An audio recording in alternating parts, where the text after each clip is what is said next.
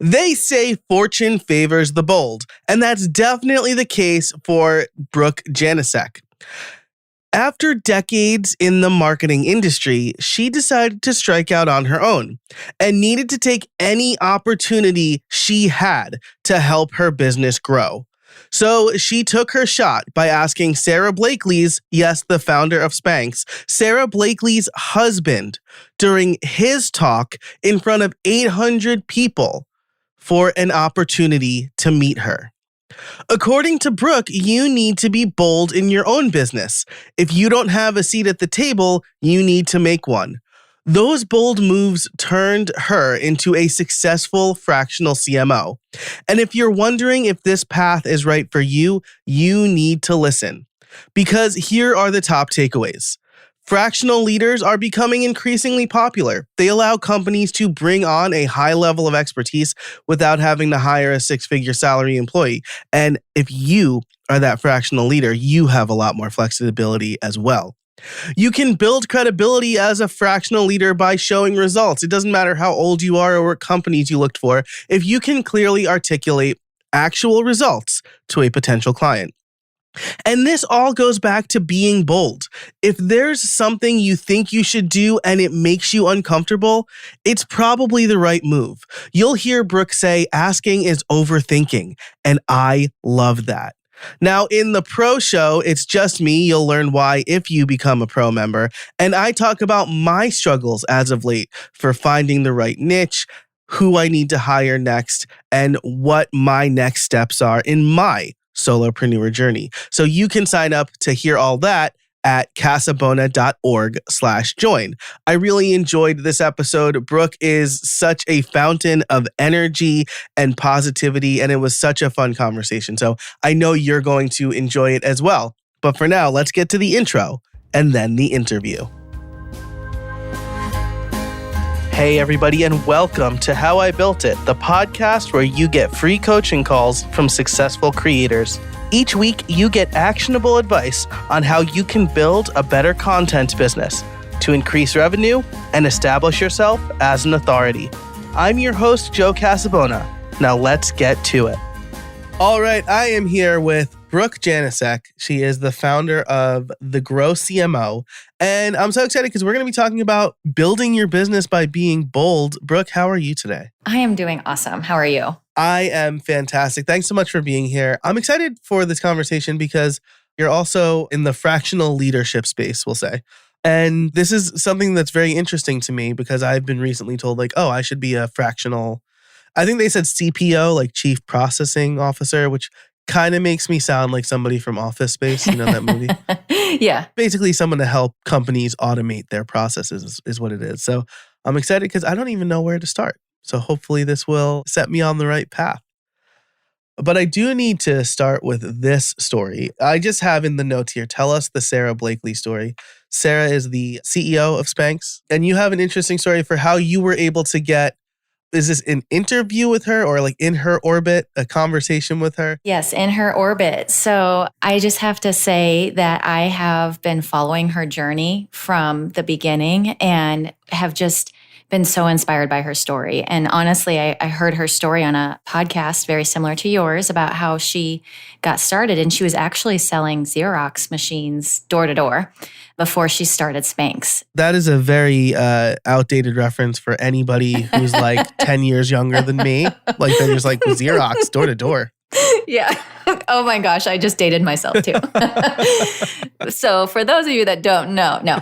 But so she decided to quit that job, thankfully, and start this amazing company. She's the first self-made billionaire woman.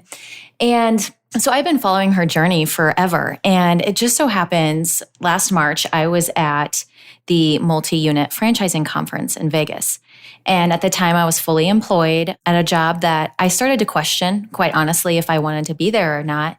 But I had just started and I thought, okay, we're going to stick this out and we'll see where it goes. And so I had an opportunity to go to Vegas. And the keynote speaker was Jesse Itzler. And for those of you who don't know who he is, several people did not, he is Sara's husband. And I'm sure he doesn't want to be just known as Sara's husband. He is very accomplished in his own right as well and very deserving of being a keynote speaker. I'm freaking out. I'm running around. I'm like, oh my gosh, Sarah's husband's going to talk to us. And I was like, in my mind, I said to myself, I've got to figure out how I get in front of him because, he's the front door to Sarah. And a little bit more context, I have sent blind emails. I have sent cold emails on LinkedIn to Sarah. Never went anywhere, and I don't blame her. She probably gets a million of those. So I thought, okay, here's my shot. I am in the same room as her husband. How am I going to make this happen? So I'm literally taking selfies with the banners, and the colleagues I'm with, they're like, I still don't get who he is. And I'm like, okay, well, he's going to tell us his story. So let's listen.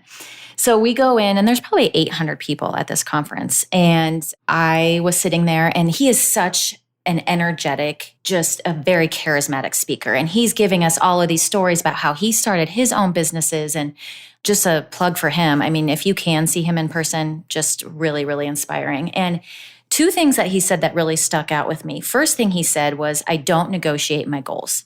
He's like, I know from the beginning, this is what I'm going to go after, and I don't negotiate that. And so that was kind of, a mental note I made. I was like, okay, I really like what he's saying there. And then the second thing he said is, if you don't have a seat at the table, you make one. So I was like, oh my gosh, like I'm starting to get chills. I'm getting chills right now telling you the story. And I'm in my head listening to him, and I'm like, okay, if he does Q&A, I've got to ask him a question. And I still didn't know quite what I was going to do. Sure enough, at the end of his presentation, he's like, okay, I have a couple minutes. I'll take some questions. And I looked at the guy sitting next to me. So he was a peer of mine. And I said, I'm going up there. And he kind of looked at me like, what? And I just stood up and I marched right up to the microphone. And I was thinking, okay, just do this. Let's see what happens. And so I said, hi, Jesse. My name is Brooke. Two things that you said stuck out to me. And of course, I'm thinking if I regurgitate back to him what he taught, like he's going to like totally, his ears will perk up. That's a negotiation tactic, right? Like mirroring, yeah. Exactly. And so I said, Jesse, there was two things that you said. You said, I don't negotiate my goals. And if there's not a seat at the table, you make one. I said, well, I'm here to make my seat at the table. And he just kind of smiles. And I said, and I realize that I'm going around the system here. I said, but how do I get an interview with your wife? And the room, it literally was silent. And he looked at me and he looked at the crowd and he started laughing. And then everybody started cheering and clapping. And he looked right at me and he goes, I like you. And he goes, all right. He goes, here's the deal. Meet me backstage after this is over and we'll talk. And at that point, then I started shaking. I was like, oh my gosh, I can't believe I did this. Yes. So I walk back to my seat. People are giving me high fives. And I sit down and my colleague goes, are you kidding me? And I was like, he goes, where did that come from? And I was like, I really was moved. I just thought, hey, like this is my opportunity. Why not? So for those of you listening that want to know, I did get backstage and I went back there and Jesse and I sat down. He's lovely. And he said, tell me a little bit about you. And so like a little tip for everybody, hot tip, you need to have your elevator speech down because then when that comes time that you have to tell somebody who you are in 30 seconds, I was like, started to fumble and I was like, and I just said, I'm currently an SVP of marketing. This is my expertise. And I rattled it off really quickly. And I said, I've just been a huge fan and admire your wife's story. And I've tried for years to get an interview. And he said, okay, here's what you're going to do. Here's my personal email address. You're going to email me. And he goes, give me 2 weeks because I'm on the road. He goes, and then I'll introduce you to some people. And true to his word, he responded. So I sent the email and I wanted to remind him who I was. He's like, oh, I remember you. Yeah, because you don't know, right? Yeah. I thought he gets a million questions a day probably. But yeah, he replied and said, okay, CC'd on this email is Sarah's assistant and I'll let you two take it from here. So have a direct line now to Sarah. And so I was talking with her assistant and she said, she's starting a new thing. If you've watched the news recently, she actually exited the company, but she's starting her new thing. Let's stay in touch. But then also I want to give you the head of hiring for marketing roles at SPANX as well. So now I have 2 people that I've stayed in regular contact with. I probably reach out to them once a month just to stay on their radar. I update them on what I've been doing. Here are some successes I have. And they always reply back and always say, thank you for staying in front of us. We don't have anything at the moment. When we do, you're our first person to call. So while the story doesn't end with this big culmination that I've sat in Sarah's office and we've had coffee, it really was the catalyst for me leaving a job and starting my own company. Yeah, which is, I mean, two great takeaways here, first of all, right? Aside from like shoot your shot, right? Which is really important. There is the importance of the follow-up, right? This is something I tell all of my coaching clients, all of my students, like I will, if I'm looking for a sponsor or a connection or a partnership or something, I will follow up with them until they say, never email me again. Right? It needs to be right now. Great. Like, I don't know if you've watched How I Met Your Mother. Yes, I have. Mm-hmm. Leaving the door open, like, oh, we can't date right now. Right? Like, Yeah. if they say right now, I'm going to take that to heart, right? You need to tell me I never want to hear from you again. And then I'll wait until they leave the company and follow up with their next person. Predecessor? Nope. Their successor. There it is. Predecessors before. So I'm so good with words. So the art of the follow-up, really important.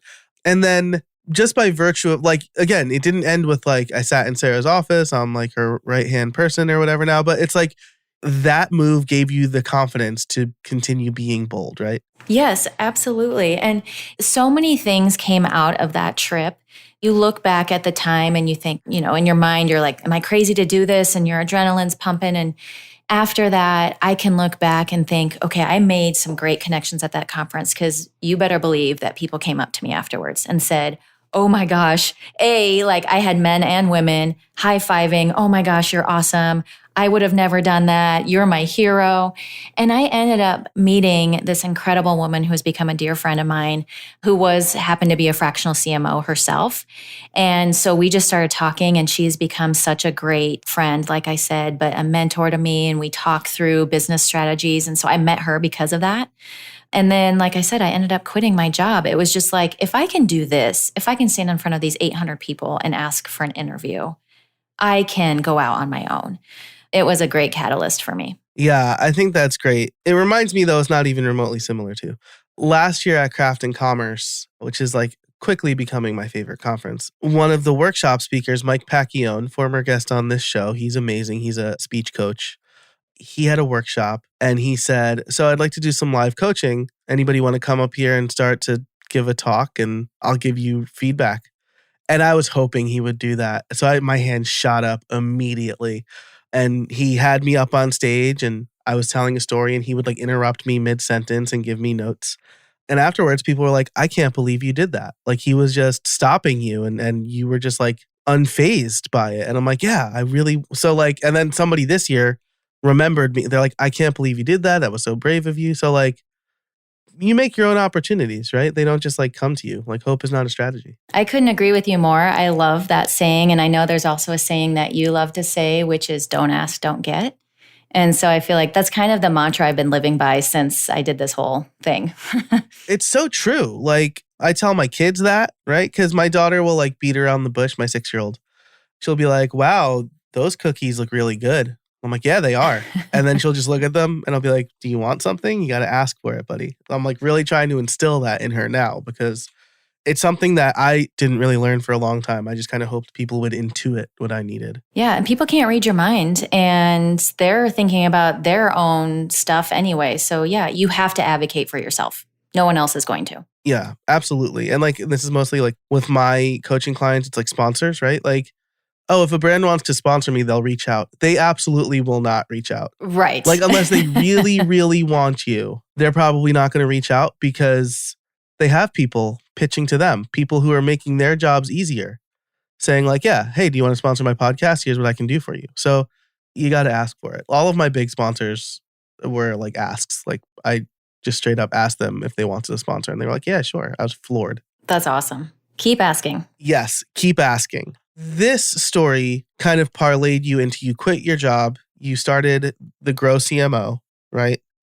You're a CMO, right? Yes. Mm-hmm. So can you explain the idea of a fractional leader, right? Because it's not just CMO, right? It could be like CFO, CTO. Correct. Yeah, I'd be happy to. And really, it's kind of this wave that I see taking over the employment landscape right now. There's a lot, you'll just kind of start to see, as you mentioned, fractional CTO, CIO, CHRO, so Chief Human Resources Officers. It doesn't just necessarily pertain to the Chief Marketing Officer, but what it essentially means is we are providing strategic expertise at a fraction of the cost. So bottom line, it allows companies to have that senior level of expertise when they need it most, but they might not be able to afford your level of expertise. There are a lot of companies out there that want people that have the 20, 30 years experience, have worked at all the major brands, and they just can't afford the overhead. And so really with the fractional space, you're just paying for the expertise. You don't have all that extra overhead. Yeah, and that's a great point, right? Because like at certain companies, at certain levels, you're looking at, I don't know, maybe mid six figures, right? So if you don't have the budget or you don't have the budget yet, plus like a full-time employee usually comes with the 401k, the benefits, stuff like that. And if you only need them for 10 or 12 hours a week, it doesn't make sense to pay all of that overhead. And for the people who want to do that, it gives them a lot more freedom and flexibility. And there's a lot of different scenarios, to be honest. If you think about there's startups and small businesses that don't have the budget. You have mid-level companies in times of hypergrowth that maybe need, they have a great team in place already, but maybe they have just mid-level managers and they're looking for someone to come in with more of that leadership and strategic thinking. So you can kind of come in and flex in and really help them, quote, plus up their team. Or you have major corporations that they need another level, they just need to duplicate their CMO, quite frankly, and can't. And so it's you come in and flex in on a couple projects and just provide that expertise. Yeah, absolutely. And this is a great point, right? There's always like the saying, like, what got you here won't get you there or whatever. So like maybe I've made my first $100,000 in my company or my first $500,000 in my company. And I want to make it to $1 million, but I don't really know what to do. I can hire a fractional strategy officer or someone like that to help me get to the next point. Mm-hmm. And I really think fractional CFOs kind of paved the way. They're the ones I think that kind of first started this wave and were really going in and helping a lot of startups. They would have a couple startups under their belt and they would just be the CFO for them. And then I think other people saw, okay, this is a model that's working. I need marketing expertise now, or I need sales expertise now. So something that's on my mind is how can you build credibility to be a fractional leader? And I'll give you a little context here. I'm 37. I've been mostly self-employed my entire life.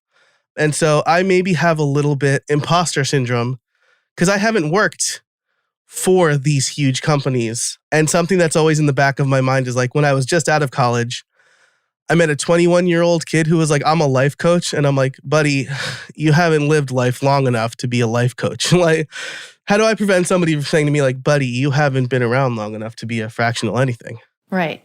That's a great question. And I will say results. So if you have results that you can clearly articulate to your potential client or somebody that's asking you, okay, tell me why I should hire you, results speak volumes. And it's the same advice you would get from a resume coach. You want to make sure that you have results that speak to success for the company. So I always make sure, even if I don't have the major brands, I'll tell you that imposter syndrome is real as well. I'm part of a group of women that have worked at major companies, Amazon, Netflix. And I always think, oh my gosh, I don't have what they have. But at the end of the day, I think I do. I have results and I can speak to those results and I can show that I drove business for a company. Maybe the company isn't $1 billion company. They may be $100 million company, but I still drove results. I still can do the same thing for you, regardless of the size of your organization or if we're selling lawnmowers or if we're selling cups of coffee. As long as you have the results, you can really lean on that and that will prove your experience and your expertise. That's great. This reminds me a lot of back in episode 321, I spoke to John Burnoff about how to write a better business book. And he said, you need case studies. Like if you want a business book, you need case studies. Absolutely. So with that, how do you showcase your results? Do you have them, like, do you have a testimonials page? Do you just kind of bring them up like when you're courting clients, say? Do you need to do that if your content game is really good? Are they ready to hire you, right? Yeah, no, that's a great question. So part of being a business owner, which I'm sure you can relate to, is the cobbler's kids have no shoes. So here I am. I'm always telling my clients, we need case studies, in order to get more people bought in, or we need to get reviews and testimonials, and we need to promote that. And then here, when it comes time for me, I don't have one written. I have them all like documented that I'm going to write them, but I don't have them written. So I really rely on, honestly, when I get the introduction. So a lot of my business comes from referrals, and they can see I have quite a few referrals and reviews on LinkedIn. But if a review comes in or a referral comes in, I will then talk to them and say, okay, what is it that you need? And then when they tell me what they need, I say, okay, let me tell you about my experience in that genre. So if you need performance marketing, let me tell you how I took a company from X to X, and here's how I did it. Yes, I could send them a follow-up email with a pretty case study. And yes, that's on my to-do list. But I find that if I can just get them on the phone, find out exactly what their need is, I can go through my Rolodex in my head and know, yes, I did that for this company, and let me tell you how. I love that. And I think it's because it felt like from like 2018 to like 2021, if you weren't productizing your service, you were doing it wrong. And like what you just said is like the anti-productized service, right? They come in, I talk to them, I learn what they need, and then I respond based on their needs. Exactly. And that I love that approach, because I don't want anyone ever to think, oh, she just has this off the shelf product or system that she uses and she just gives that to every client. No, I want to understand truly what your business challenge is and what you're trying to achieve. And then we'll figure out a way together to approach it, drawing upon my expertise, drawing upon a similar experience I had. And here's how I approached it. And here's how I think we should approach it for you. Yeah, I think that's great, right? Because otherwise you're just making yourself a commodity. And at that point, it's kind of a race to the bottom as far as pricing goes. So I think the last thing I'll say here, right, is I was thinking the same. I offer podcast audits. So someone can hire me to basically audit like the external view of their podcast and then how they can grow and make money. And I thought, oh, like this is terrible. I'm not doing it right. And then I saw another podcast agency's audit, and it was basically a list of links to blog posts they've written. And I'm like, I'm better than this. So you have a personalized approach. And I will say that is a nice diversification of your revenue stream. So as a business owner too, you don't want to get too reliant on just one service offering. And so I will say I do have a product offering that is more off the shelf. I can do these customer journey workshops. Now that is something that I can offer, yes, off the shelf and do that. But I think it's just very smart, like you're doing these podcast audits. It's just another revenue stream, another way to get in front of people. It's just another form of business development. People will see that you bring that value and then want to hire you for other things. Yeah, for sure. And I mean, this is my podcast audit. Theoretically could be a loss leader, right? If someone joins my mailing list, they get it at a deep discount. But the hope is, right, it's almost like a discovery project where, oh, you're telling me I need to do all these things. I'm going to hire you to help me do all these things. Exactly. And that's exactly what the customer journey workshops are, because it is just this amazing in-depth discovery. And then I have exposure to their business and I can say, okay, these are all of the things that we can solve. We just uncovered, and here's what we can solve together. Or here's what you can take back to your team and have them solve. Either way, we've uncovered something that you didn't understand or didn't know, have line of sight into before. Yeah, that's so key. Like, I mean, dear listener, if you're thinking about this and you want to offer a service, having something like this, whether it's the customer journey workshops or some sort of audit, you're basically telling your potential client, I know the work you need to do and I know how to do the work. And now I understand your business. So if they are going to hire out, they're most likely going to hire you. And it gives them a chance, kind of try before you buy, just like what you and I did. We have a little rapport established before the podcast, and you understand, okay, I do like working with this person, and this is going to be, I got exposed to how they facilitate, or I got exposed to their level of work ethic, and it's a match. So let's continue this relationship. Yeah, absolutely. Love that. And that's a really good point too, right? Because at some level, it's like, we're going to do a $20,000 or $50,000 project together. I want to pay you for a lot less than that first to see if we're actually a good fit, right? So now let's say, right, okay, we've established our credibility by showing that we have results, we can deliver results, which, by the way, if you haven't generated results yet for you or anybody else, go out there and find like friends or lower dollar. You know, I did some coaching for free when I first started podcast coaching, so just so I could get testimonials. Exactly. That's what you need. You just need results. Nobody needs to know that it was a pro bono project. You don't need to share that. Yep, absolutely, right? It's so interesting before we move on to the next question now, because in the web development space, I was very much people are going to ask you to do free work for exposure. Never do that, right? You can learn the skills on your own. That translates less, right? Because like making a website, like it's very obvious. Oh, here are some websites I've made. People can kind of tell. But if you're getting results for somebody else, like now you actually need somebody to vouch for the fact and implement the work. And doing a couple of pro bono projects is probably the best way to get that. Yeah. So very interesting, like context shift for me, moving from web development to coaching. Okay. So you've done this. Now let's say you've been hired as a fractional leader in any capacity. I know me when I was in my early to late 20s, all of my 20s, I guess, full of hubris, thinking I was smarter than everybody else, which some people will tell you I still think that. If someone comes on, I'm like, why should I trust this person, right? So how do you create a rapport with the team when you're not with them all the time? That's a great question. I think first and foremost, all of the rapport, all of our relationships are built on trust. And so I come in and listen without saying I'm going to come in and make these sweeping changes. So I just literally ended an engagement 2 weeks ago with a company out of Canada, and they had a full marketing team, very, very capable. And I just made it very clear, you're doing a great job. I am here just to evaluate what's going on. How can we make things better? Maybe point out some optimization opportunities, but you just have to disarm them a little bit, because you don't want to walk into a situation where they're already thinking, okay, this person's going to try and take my job. I just say, look, I'm here for 3 months and we're going to do as much work as we can together. And I really want to make you look good. Like that's my goal, is to help elevate you and hopefully learn something from you, but you can also learn something from me. And so just kind of disarming them right away is helpful, especially when you come into a situation where there's already a team in place. Now, if you come into a situation where it's just me, some of my clients are startups where it's just the founder, then it's a different level of rapport that you establish. You know, we've kind of established the trust in the sales process enough that they wanted to hire me and they know, okay, she's going to get stuff done. That's almost more like one-on-one coaching, where it's like, you're going to help me. We're like done for you, done with you sort of services. This is like, I trust you. But yeah, when there's a team in place, right? I mean, you've addressed the first, oh, she's going to take my job. Oh, she's going to tell our boss that we're doing everything wrong. She's going to cause problems, right? Yeah, no, that's not what I'm here for. And honestly, I ask them too, what is something that you are just like banging your head against the wall? And you know that if a third party says it, your boss will probably listen.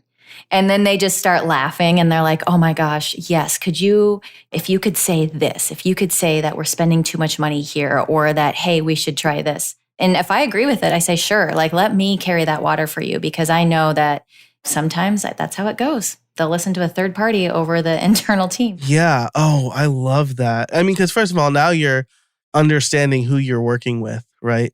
It's almost like how Carfax doesn't advertise to car dealers. They advertise to car dealers' customers, right?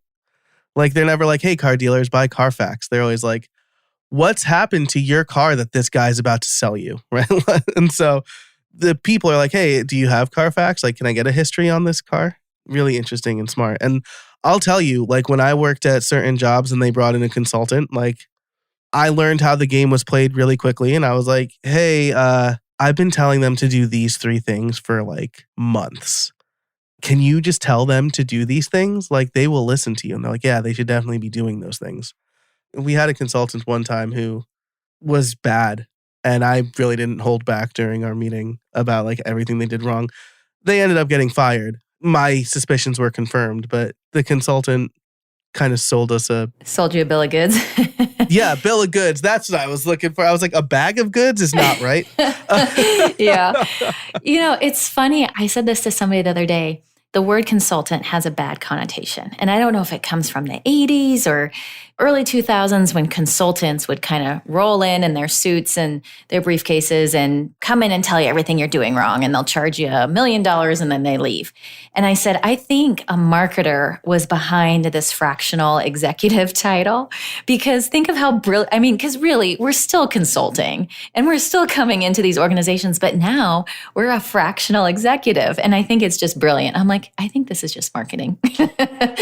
Yeah, for sure, right? It's all about the the packaging, right? It's like how, was it Febreze were like positioning themselves as like cover up bad smells, but then they rebranded to be like, use Febreze to finish the job, right? Now, instead of telling people that they smell, you're telling them, hey, you did a great job, right? Right. This is just kind of the icing on the cake. Yeah, exactly. That's so funny.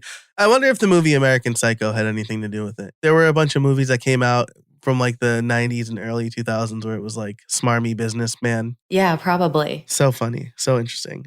So I guess the next thing I'm thinking about here is I assume that on your first day, they're not like, all right, well, you're our CMO now. Right. Have at. Like, so is it like, are there specific projects, like different types of engagements? Will they bring you on for a limited time? Is there like indefinite engagements where it's like, oh, you're just here until the job's done? What's that like? That's a great question. And there's really kind of three ways I think you can break it down. So you can break it into more of like an advisory engagement where, and this, again, this is during the discovery where I really try and find out what is it that you need? Because a lot of the time they'll say they need something. And then by the time you're done asking questions, it's really something else that they need. But you can do an advisory role where it's like, I'll just come in for a couple hours a week and we can talk strategy. I can help you with a very specific question or project. More of the fractional CMO role is, yes, I am coming in as an interim, or excuse me, as a CMO for maybe 20 hours a week, and I'm responsible for everything. So I'll be responsible for the P&L reporting. I can lead your team if you have a team in place, any of the things that a normal CMO would do. And then there's also, I have been engaged just on very specific projects, like a go-to-market strategy is one of them where I say, okay, that will take this amount of time, and we just sign a smaller contract. So it kind of depends.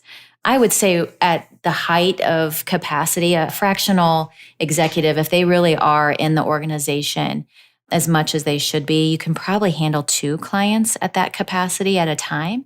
And then maybe have a couple smaller projects on the side. But again, it depends on the scope of work and what that client needs. Yeah, I'm really glad you put it that way, right? Because I think something that I learned/read in my freelance days was most freelancers don't starve to death. Most die from overeating, whereas like they oversell their services, right? I'm really glad you said like you could probably handle like 2 clients at that capacity at a time. And then once you get that third one, now like you're stressing, maybe you're working the weekends, maybe you're confusing jobs, or maybe you're just not doing as good a job as you could be doing. Really interesting. I had never heard that quote before, and I just wrote it down because I'm putting that on a sticky note and putting it on my laptop. Thank you. Yeah, no problem. It's like it really stuck with me. I mean, it makes sense, right? Every freelancer, every small business owner is so worried about where their next paycheck is coming from that they'll just oversell and then they'll feel like they need to deliver immediately. And like I've been there. I was there like this time last year, right? Because I was like, I just pivoted and I was still doing LinkedIn Learning courses, and I was doing like 1 a month, even though you're supposed to do like 1 a quarter.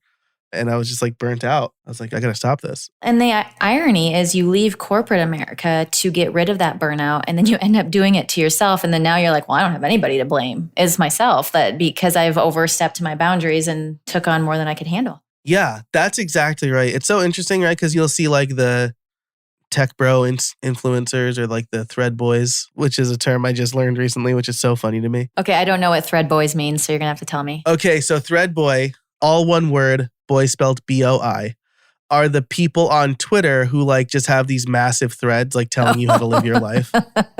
Okay.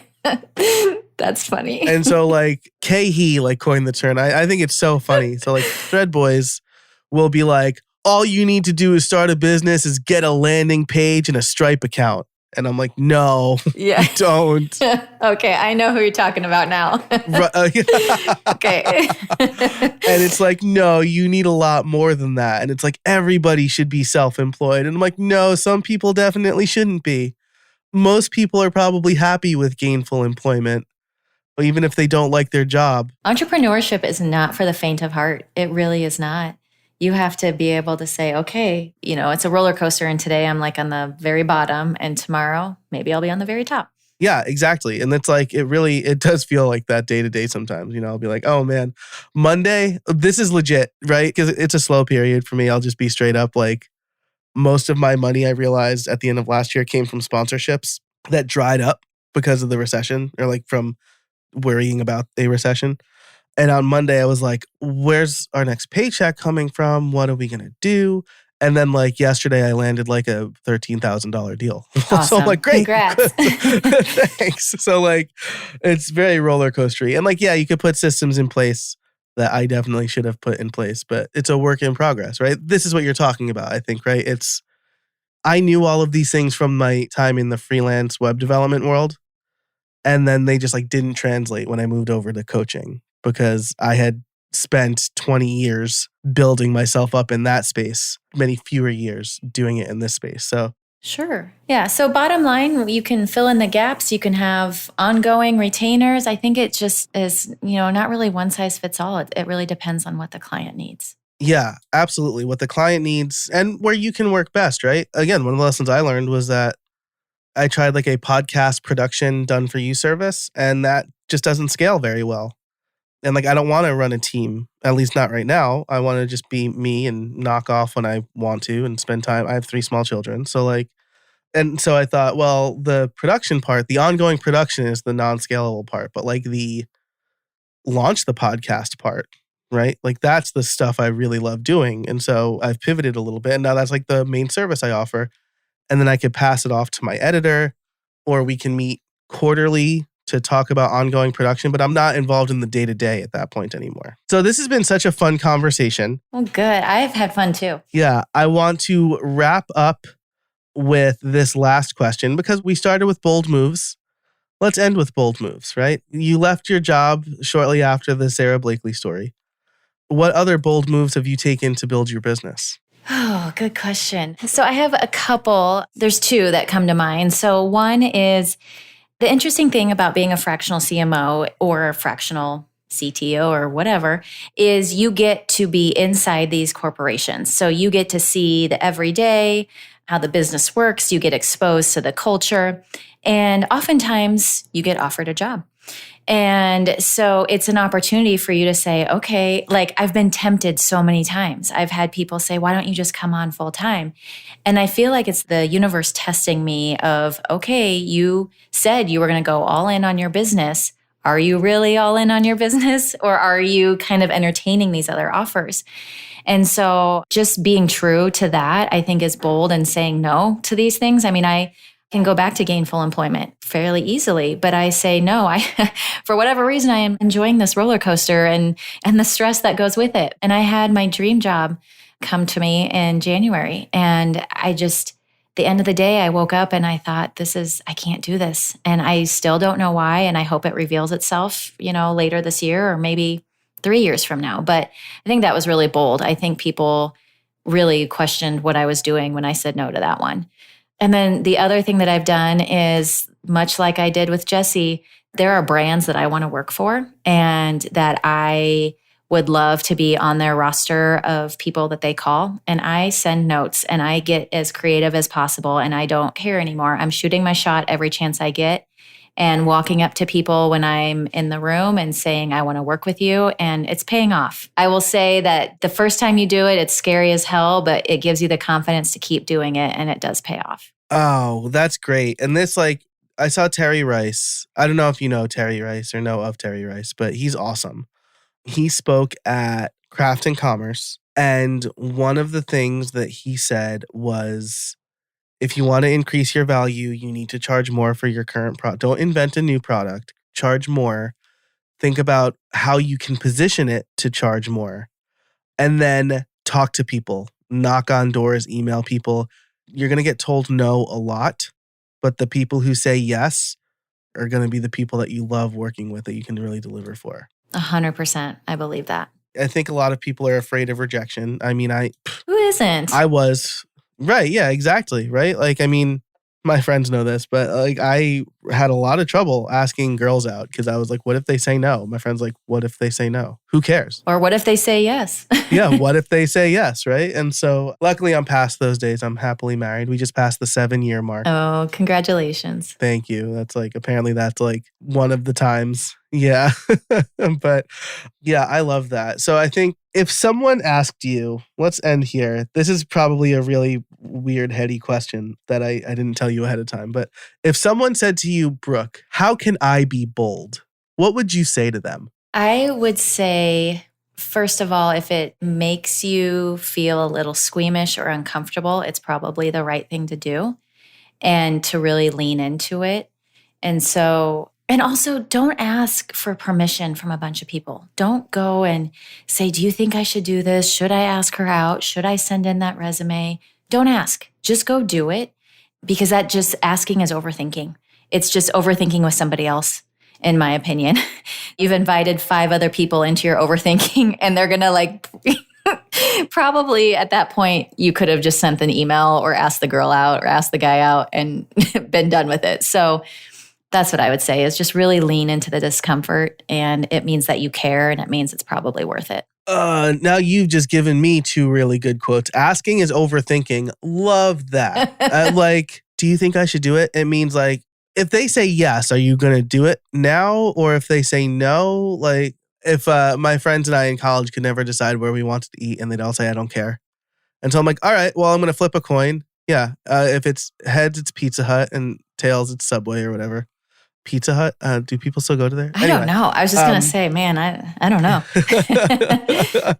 And invariably, no matter what the coin landed on, that decision helped people make the decision, right? Oh, I don't want to go to Subway. You just told me you don't care, though. So asking is overthinking, and it'll probably not yield very good results anyway.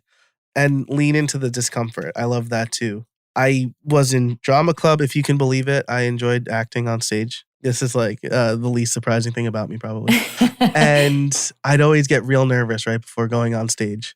But as soon as I walked out, I was ready to go and happy to perform. So think about being bold, as Brooke says it. This is all Brooke. I'm just making the analogy. Lean into the discomfort, right? It's kind of right before you go on stage. But once you get out there, you're good. I love that. Brooke, this has been such a great conversation. I agree. I've had a blast. Thank you. Likewise. If people want to learn more about you, where can they find you? I'm very active on LinkedIn. And so you can find me on LinkedIn. Just search Brooke Janousek, or you can go to thegrowcmo.co. Ooh, that's very melodical. Thegrowcmo.co. I will link to those things and everything we talked about, including Brooke's LinkedIn story where she recounts. I talk professionally for a living. Her Sara Blakely story over in the show notes, which you can find in your description or at howibuilt.it/325. Brooke, this has been great. Thanks so much for joining us today. Thank you so much. My pleasure. And thank you for listening. I appreciate it. If you want to get ad-free extended versions of every episode, you can head over to casabona.org/join or the show notes link I just mentioned, howibuilt.it/325. Thanks so much to our sponsors for this episode. And until next time, get out there and build something.